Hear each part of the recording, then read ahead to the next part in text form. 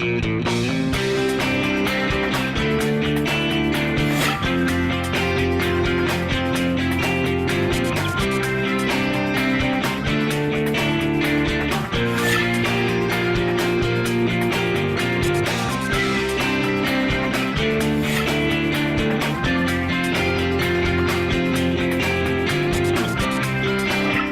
Kristen Oaks-White. And I'm Avery Davidson. Thank you for joining us for This Week in Louisiana Agriculture, the only TV show bringing Louisiana farmers and consumers together every week.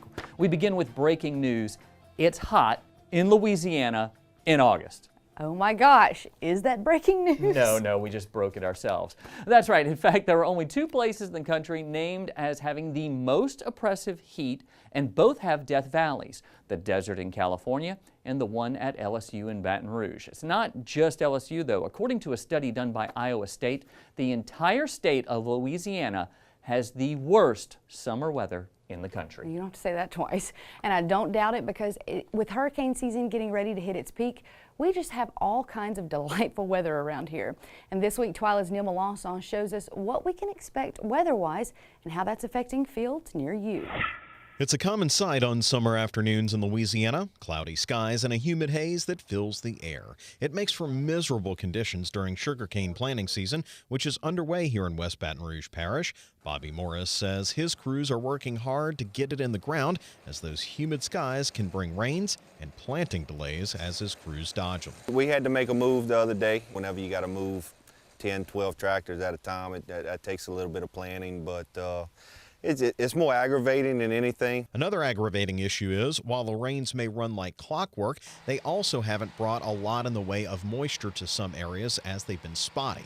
As you can see, these tractors are kicking up some dust. This area right here really needs some rain. The pop-up showers have been going around us.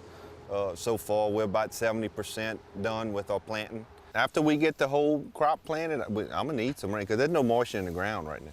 We call that pretty much dusting it in. I mean, there's no moisture. Weatherman Jay Grimes says the spotty rain isn't just at Morris Farms, it's all across South Louisiana right now. In South Louisiana, even though there's been some good rains, it's been very spotty, very selective. So this is not uncommon in the summer. We've got places that have had 4 inches of rain in the last week, and 5 miles away, it's been an inch in the last month. Grimes says as dry as it's been for sugarcane, it's even worse for pasture lands, particularly in the northern part of the state. Pastures are probably the worst situation in the agricultural sector right now because of this hit and miss rainfall pattern we've had statewide. Of course, northern Louisiana on the dry side, so that's a problem in the pastures anyway. For many crops, the dry weather will be a blessing as harvest begins.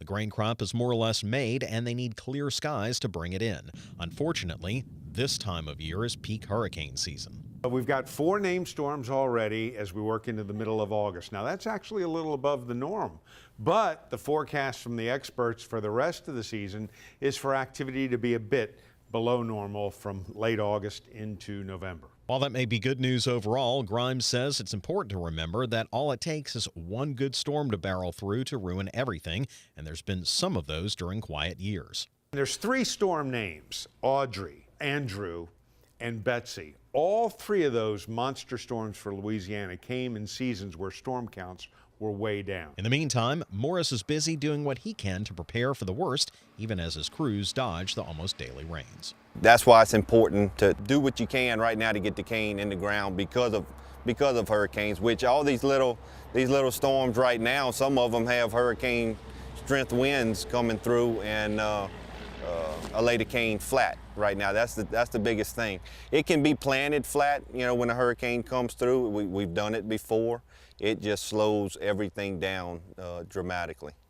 Sugarcane planting is going on now until about the middle of next month or so. There's a big if there, and that's whether or not we get a storm, which could delay planting even further.